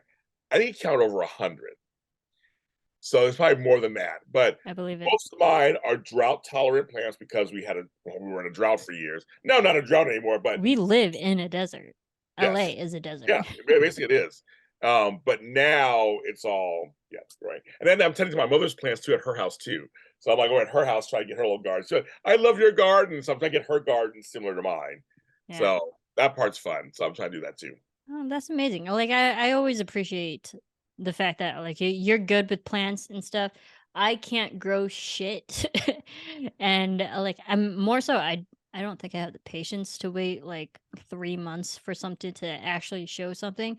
But which is weird because I had the patience to build my own personal skills Right, to be right. awesome in 3 months. But when it comes to growing something outside of me, something external, it's different. When it's something internal, I can do it. External, not so much. Yeah, look at that. That's cute. You mentioned that you did farm and agriculture. I mean, I grew up Yes. on a literal Yeah, you farming did. I know you town. did. You did. I had a cornfield in my backyard. Of course, My dad was big into gardening, hence the reason why I don't garden because he always made my brother Tony and I help him. We were like little Oh, kids that's out in a big ass garden. I mean, it was like a I believe it. 20 by 10-foot garden. It was big. And yeah, we did that a lot. And We gotta say you I guys had remember acres of not land, didn't loving you? it. You guys Oh had yeah, acres. Yeah, my parents have at least an acre.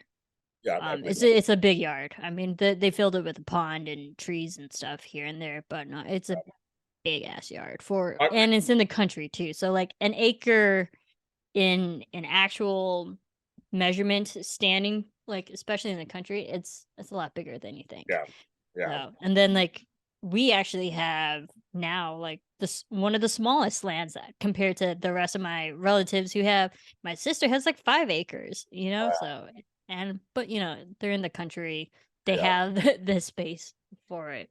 yeah. But you did mention that you did farming agriculture. This is one thing I every time I talk to you, I'm like learning something new because I know you had 1.5 million I jobs. have, I have my Like life. you've Yeah. lived different lives Yes, I within have.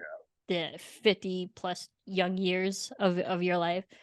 Out of Yes. all those, and I you could say hosting too. Yeah, hosting definitely a job. But like what would you say your favorite job out of all the careers you've had? Wow. My favorite,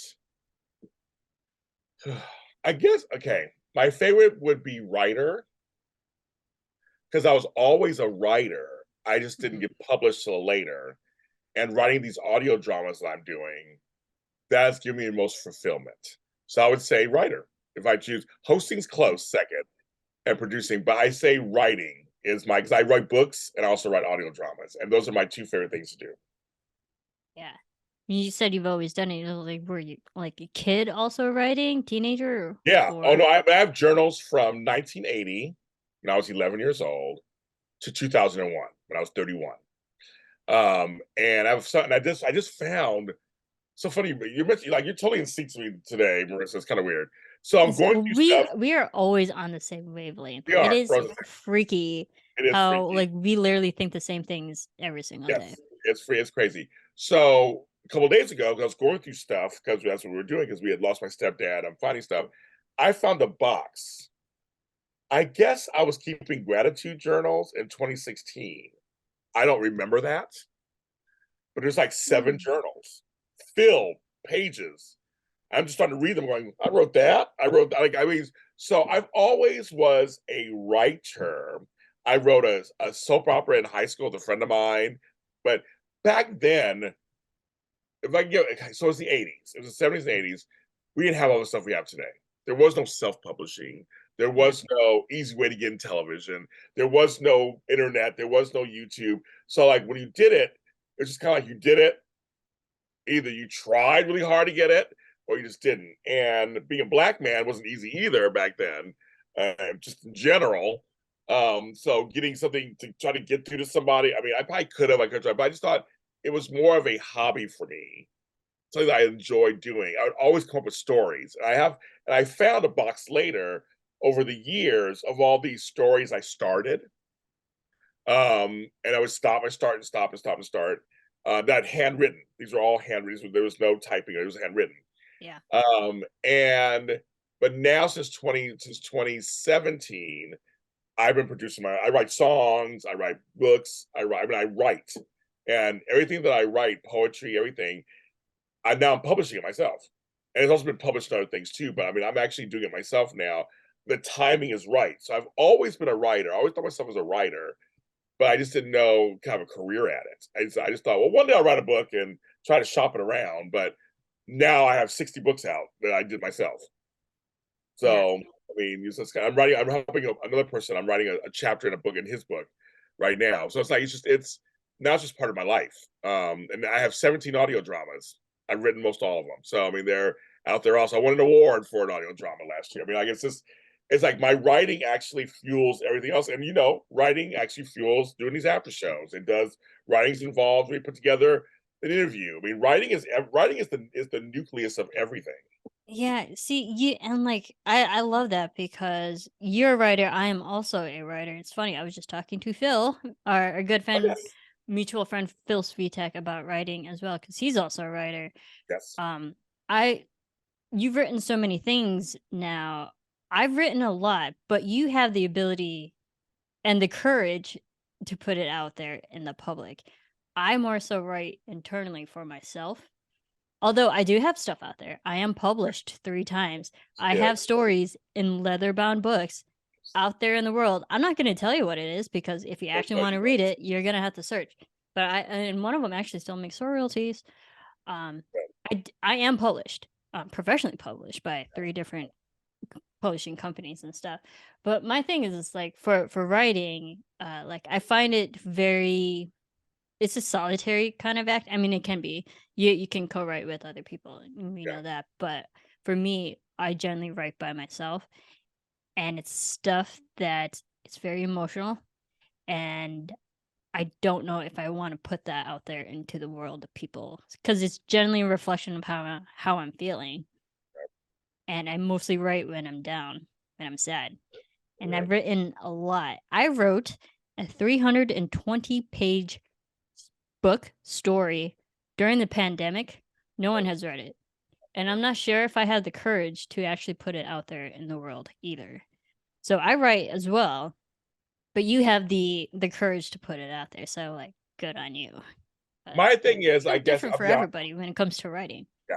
No, I mean, writing can be very personal. I totally get that. But for me, I feel like if I don't put it out, someone's missing out. That's not an ego thing. It's more like Mm, if people tell me to read my books, I love which books they like. Oh, James, I love this series you're on. Or James, I love this book here. I felt the same way. Like, I feel like someone out there is going to relate to it. So plus I'm a mass producer. I think it's kind of one of those things. I have yeah. collaborators and myself. I do both. It's just like no. To me, it's product, and people. As you know, I put 110% everything I do. I mean, whether it's a video thing or audio, or I go, I go in. I am ready. I'm there. Yeah. Commit. I commit. So my thing is, someone's not going to like something I do anyway. I've had the worst things said about me. I've had death threats at me. I mean, I've Mm, weathered the worst. So I feel like I'm good. So I put it out there, and whoever likes it, likes it. If they don't like it, they don't like it. I mean, I just let it go because I feel like somebody out there somewhere is going to like something that I put out there, and maybe they'll change their lives in a way that they didn't realize. Maybe it'll inspire them to write or whatever. And I've been actually told those things. So I feel like I have to put it out there. Someone else will enjoy it. If not, for me, I enjoyed it. I enjoyed writing it. I enjoyed the story. I enjoyed putting it out there. Yeah. That's beautiful because the writing that I do put out there, I fortunately have received very positive feedback. You have actually read a short film I know I that I have. wrote, Yes, I did. and you told me for the most part it was good, right? Yeah, I did. I I did. I could be did. making that up, No, I but did. because it is very heavy. It's a heavy content, kind Yes. of emotional. It's a heavy story. I don't know if I have the courage to put that because only 4 people have read it. Yeah. You, Phil, and, like, 2 other people. Yeah. 1 you do know, and, but, like, only a handful of people read it because I wrote that at such an emotional time of my life, and it's just one of those things, like, I don't know if I want to remember how I felt. I wrote it when I was feeling it, but I don't want to, like, be constantly reminded of that time, you know? And even though it's good, does that mean it should be out there? Well, You see, know? I view mine as when I do my autobiographies, I have like 5 out there right now, different things. I view it as a release. So I don't even review it and view it as a reminder. For me, it's like now I've released it. It's out Yeah, there. Let it go. Because I think, I get that too. I'm saying, but yeah, but I'm saying I get what you mean at first. You're like, don't put this out there. I mean, this is my business. I get Yeah. that part, but for me, what gets me through and says put out. I mean, my first book was the with the funhouse mirror in my bathroom. That was about me getting fat. And I was like, do I want to put, I mean, I have some funny anecdotes in it. I'm actually telling stories. I'm like, it's a great title for a book. I'm like, James, just put it out there. Just, Yeah. it was a time in your life and people told me they love the book. Like I relate to it. Like, so I'm like, okay, then it did its job. It's not so actually I can release it. It's out there, it's done. I don't have to worry about it anymore, so to speak. It's like and if they know that about me, I don't care. Like this is a part of my life. This is something that happened to me, part of my life, and I'm sharing it with you. Yeah. There's another story, and I was coincidentally also talking to Phil about this.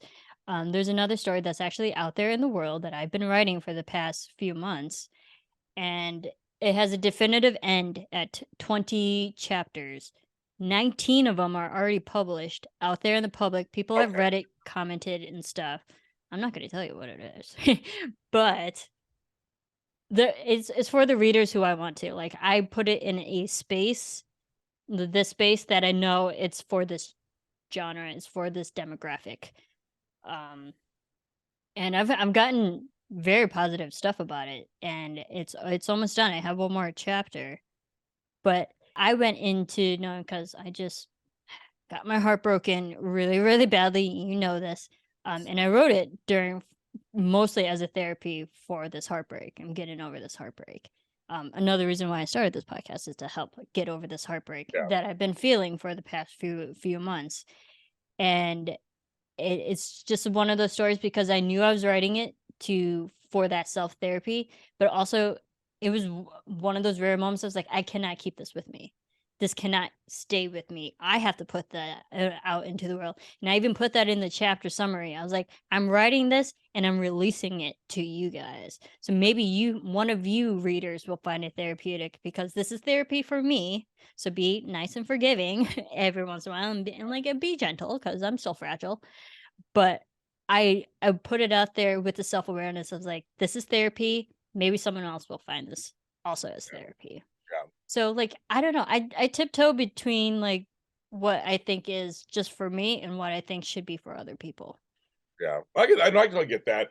It's funny. I'm writing a book right now, almost finished with it, on going viral. I've gone viral several times in my life. And it's been very interesting because I'm going over kind of it's last 15 years of my life, going over it and which projects I'm reliving those projects that made me each one that made me go viral.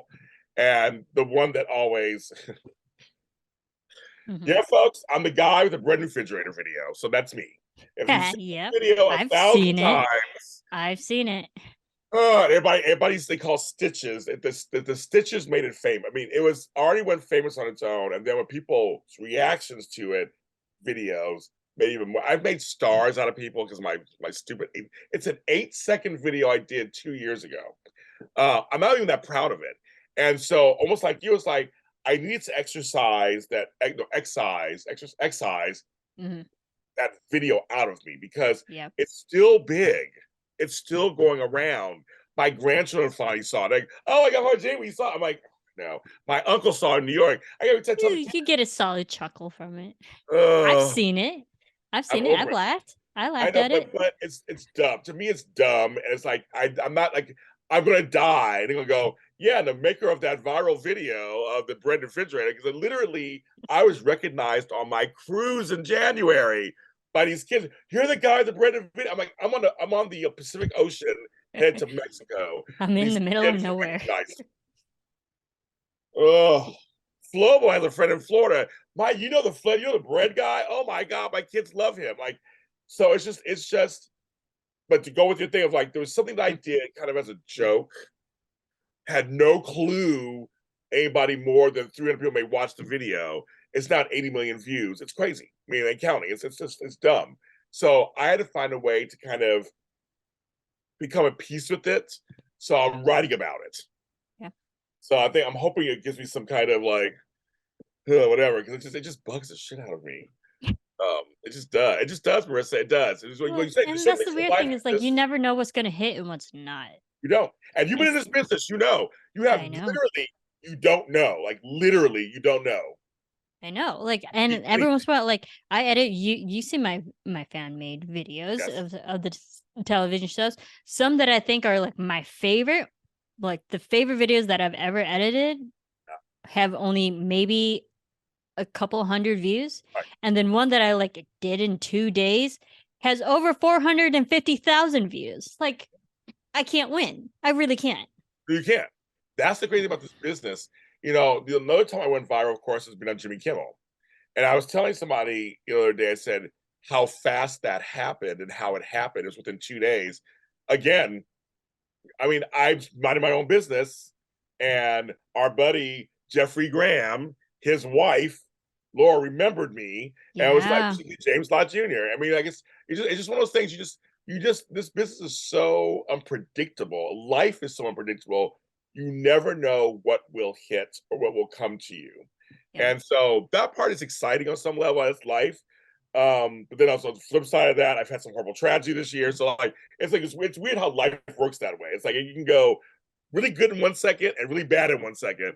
But you never know. You just never really know. But I'm writing a book on that. But I'm hoping that actually helps me. And actually writing it is helping me a little bit. Just kind of like get it out of me and just say, here you go, folks.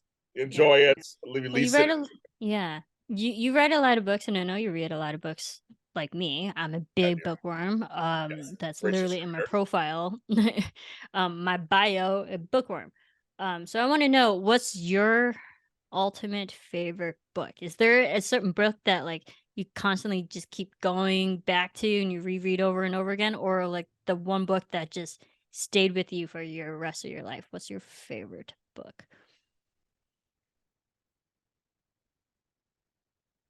There are books coming into my head that I loved. I don't know if they're my favorites. I'm thinking, but there's one book that's it's still as I'm thinking about. There's one book that I have read, wow, like 4 or 5 times. Yeah.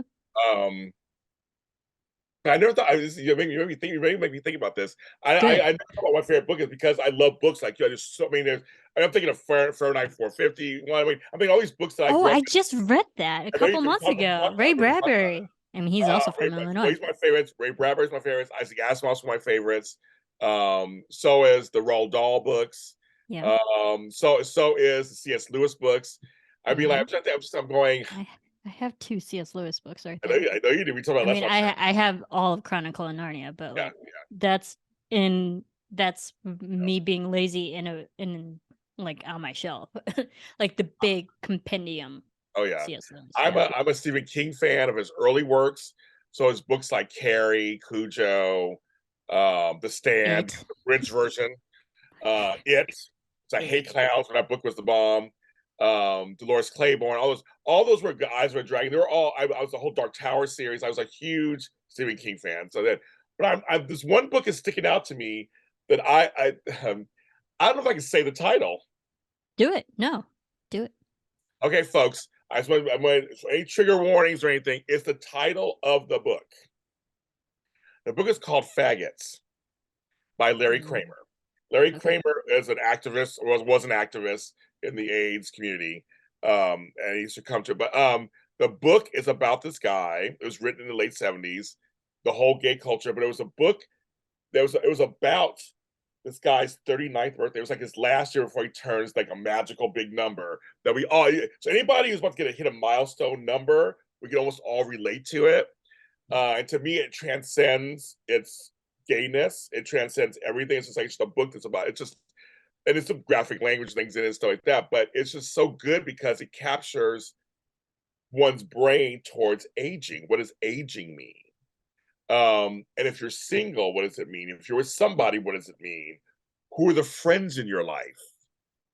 Who do you have in your life? Your family. Are they in your like who's around still? I mean, it covers so many subjects. And it was a huge hit book for him. I know the title now, of course, controversial, but it's just something that I've read it 4 or 5 times over the years. So you say go back to it. Every once in a while, I like the world he created. It's almost like a fantasy world of a Mhm. time where I was too young. I was a kid. That was like when everything was great. It seemed like everything was just like the disco music and everybody's having fun and in New York and just like I mean, it's all this stuff. So I do that book and the Andy Warhol Diaries are two books that I read all the time because I just love. Again, it's about that time, about the '80s and the '70s, and this. And I remember as a kid, it felt like a magical time. I loved being a kid in the '70s. I loved it. It literally they those both those books. But I never thought about my favorite book of all time. I guess they're my most read books of all time. So like, they're mostly my favorites on some level. I guess I never really thought of it before. Hey, I've never read either. Yes, Although I have heard of the Andy Warhol because it's good. I was sitting right there. It's a he great was thing. big in the 80s. Yes, So he was. He says you have 15 minutes of fame. Everybody has 15 minutes of fame. That's where everybody came from. Was him. yeah, And the famous Campbell soup picture, yep, or for it, that's him. yeah. So I more so know his artwork rather yes, than that makes sense. That's why it makes sense. his writing or like Yes. is it the story about his life or Yes, it is. just It's his diary. It's actual diaries. It's his oh actual diaries. So they go from the '70s to the early '90s, I think. And it's all the people he meets, what he thinks about this. It's shady as fuck. Love it. that's the It's like, but best. it gives you it inspired, I will say it's inspired a fictional book that I wrote called February 31st. Um, no, sorry, that's by the way, on May 10th. That was one of the books I wrote. Also your That birthday. just it's that's my birthday. But that every year it was like you would tell a story and it kind of gives you a sense of what's going on in the world. And that's what Hmm. Andy Warhol did. It's like he would capture a moment. Not just while he's telling you a story, while he's writing his journal, he would tell you a moment. And I just think both those books are very. I like them both. Yeah, so that's nice. But it's funny. I really want All to sit right. down with them and think about like what is my favorite book of all time. But those two are my favorites. I read them the most. Okay. That's fascinating because I'm always open to reading anything and everything. Yes, So it's always interesting to see other people's perspectives of like what attracts them as a reader and what they always go back to. Because I learn I feel like you can learn more about someone based on their book choices, and like and what their preferences is. And like I span like the gamut with when it comes to book genres. And I was like, I yes. have like everything under the sun, just even on this very, very small shelf. Yeah. So, Yeah, look at my that's all books right right. there. I will. I see them up there. All my different books. I love autobiographies. I'm reading Spare by Prince Harry right now. So I'm reading. Oh, is Yeah, it as it's fun. controversial as you think it is? It's good. I mean, it's almost controversial, but it's good. I mean, it's good. I read the Will Smith book. Everybody talks about it. I read it, and it was good. I'm like, Does it it slap? pre-slap. It was pre-slap. It was good. It Silly. was good, and I read Yeah. the Mariah Carey book, and it was good. I mean, I like autobiographies. I like all that. I like Yeah. to read Like lives. very rarely do I mean I have only a handful of autobiographies, but it's generally mostly women. It's not men. Not to say like men aren't interesting, but I'm Yeah, more fascinated with women's lives because I find them more relatable. Me as a woman, I find it more interesting to see how other women got to the level of success that they are and like the struggles that they went through because generally they're the same kind of struggles I go through compared to what a man would go through. Yes, So yeah, makes like I sense. have, Megan Kelly's book, I have both Diane Keaton's, um, I have Megan Rapinoe's book. So it's like mostly when it comes to autobiographies, 99% it's a woman's biography. Makes sense. I just finished a book. There's something weird about James Lott Jr. How different I am. I read a Mhm. book on James Buchanan, our president. It was Ooh. called The Worst President Ever. It's called, and besides, we have another one like this happened. But this book came out, and I read it. And Yep. it's actually this one term president who was single, and it's a very fascinating story. And it turns out a friend of mine was in Pennsylvania found this Buchanan pyramid, and I go, what? Hmm. And so go to Fun Chasers on YouTube, you'll see it. So they found this whole thing about James Buchanan in rural Pennsylvania. So it's kind of like we're talking to go, you're reading a book about. I know. I tell you, if a story sounds good to me, almost like say with music, I'll read it. If it sounds fascinating, I'll read it. I mean, and the first couple pages, you get me in, I will finish the book. I mean, I'm like that's as we got to catch me in there. Okay. Like it's kind of weird. It was kind of Buchanan. the worst Like I president was never ever. really big on the presidents. Me neither, Like, but it's like the worst president ever. I'm like, I want to know why. Like, it's always like, well, why was he, I think that's also subjective too, well, because yeah, it I is know like my parents have always switched between I mean, they're more Republican harder. now, but they switched a lot. They used to be like really Democratic, but now they're really Republican, and I That think that just happens. goes with age. Yes, um, yes, but they're also boomers too, so I don't know. And like they lived a life that I haven't, and they've seen more in the when it comes to the temperament of our country yeah. than I have. So it's subjective too, I think. But I love So books. I mean, that's another thing. I mean, I yeah. have a ton of books. I love books. I like to read. I haven't gotten to the whole audiobook thing, but I do have some books on Kindle. So I do have that. But I'm not an audio book thing yet. I like to Yeah, actually, I mean, my thing with audiobooks is like honestly, I've been listening to more audiobooks lately, okay. but because I'm such a fucking fast reader, I realize I have this is going to sound ridiculous, but I have to listen to audiobooks at 3 times the speed. Not twice, 3 times the speed just to keep my attention. I don't know, it's because I'm that ADHD or Wow. that's because how fast I read Yeah, yeah. because I have to be if it's being told to me because I'm such a visual learner. That's why I like reading better because I read the text and it just stays with me better. Yeah. But if it's being said audibly, I don't know. For some reason, it has to be said faster for me to process and remember it. Makes sense. I get My that. brain is crazy. I don't That's, understand it. But speaking of which, actually, I want to kind of end on a little bit of fun note for I love it. I you. love fun. I love fun. I'm sure you've done this before, but a fun this or that. Just a Ooh, few. okay, okay. I'm Yeah, ready. because it comes to like our personalities, but all right, here we go. What would you think you are? Anxious or calm? Calm. Calm. Stubborn or flexible? I'm actually flexible. I can be stubborn, but I'm actually flexible. Really, I'd say you're more stubborn, but okay. No, I can't be stubborn. No, Yeah. I Yeah. admit it. I can't be stubborn. But I was like, you're a Taurus. a lot of times I'm like, it's fine. Let's just change. We'll do what we gotta do. But I Yeah. can be stubborn. I can Okay. really be flexible in the right situation. Yeah. Daring or cautious? Daring, Moody or cheerful? cheerful, Of course. See big picture or detailed oriented? see big picture, Competitive or cooperative? cooperative. Pessimistic or optimistic? That's changing these days. I'm usually an optimistic person. I Yeah. mean, I fight it. I want to be a pessimist, but I think I'm always hopeful. Yeah. Yeah. Patient or hasty? Patient. I'm patient. Suspicious or trusting? Well, that's changed over the years. Mhm. Um, I think I'm mostly trusting until shown otherwise. That probably gets me in trouble. Yeah. I used to try. I'm cautious in some ways of like, I'll just let anybody in. But if you don't show me anything bad, I'm pretty trusting. And then when you do show me bad, then I'm done.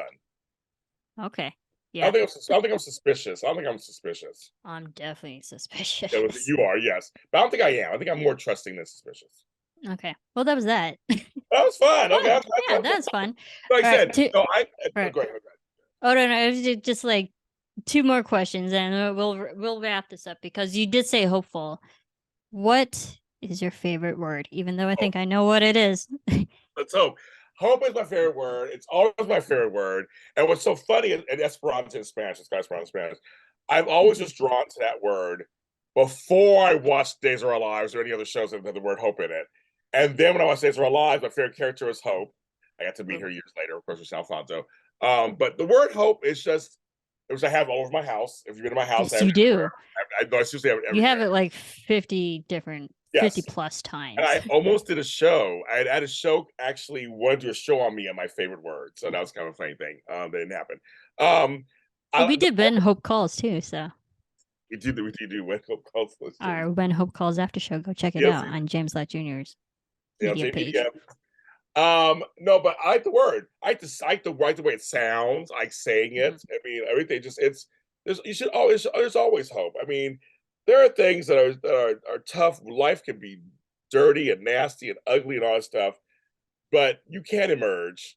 You can, and as long as you have hope, you will emerge. And when you have no hope, that's when folks end their lives and do other things and give up. And I don't want to give up. I feel like I've been here a long time. I want to continue being here. So, and the last 3 or 4 months have tested my hopefulness. But I'm still here.